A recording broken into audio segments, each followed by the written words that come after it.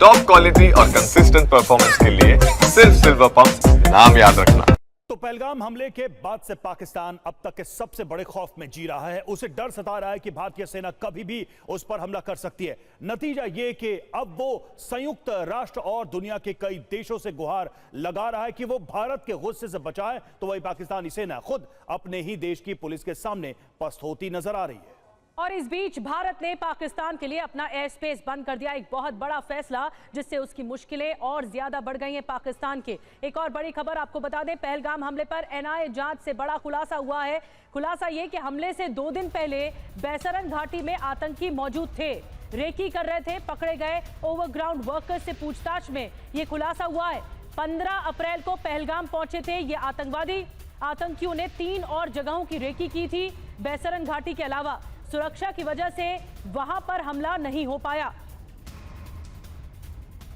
और ज्यादा जानकारी जितेंद्र शर्मा हमारे सहयोगी पहलगाम से इस वक्त हमारे साथ जुड़ गए हैं। जितेंद्र, ये बहुत बड़ा खुलासा है। जो ओवरग्राउंड वर्कर्स काम कर रहे थे, जब एनआईए की जांच आगे बढ़ रही है तेजी से, तो ये खुलासा हुआ कि 2 दिन पहले से ही हमले के मौजूद थे ये आतंकी और भी कई जगह निशाने पर थे।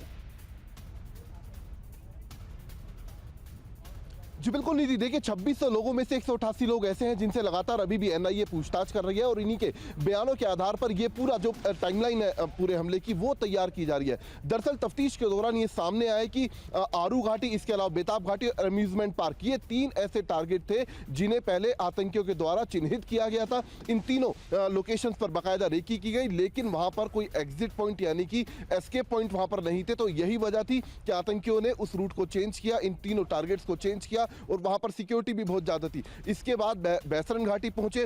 15 तारीख को बताया जा रहा है कि आतंकियों के फुटप्रिंट घाटी के अंदर मिले हैं और उसके बाद 2 दिन से वो लगातार बैसरन घाटी के अंदर मौजूद थे और जैसे ही मौका मिला उन्होंने 22 सितंबर की दोपहर जो निर्दोष सैलानी थे उनके ऊपर वहां पर हमला किया।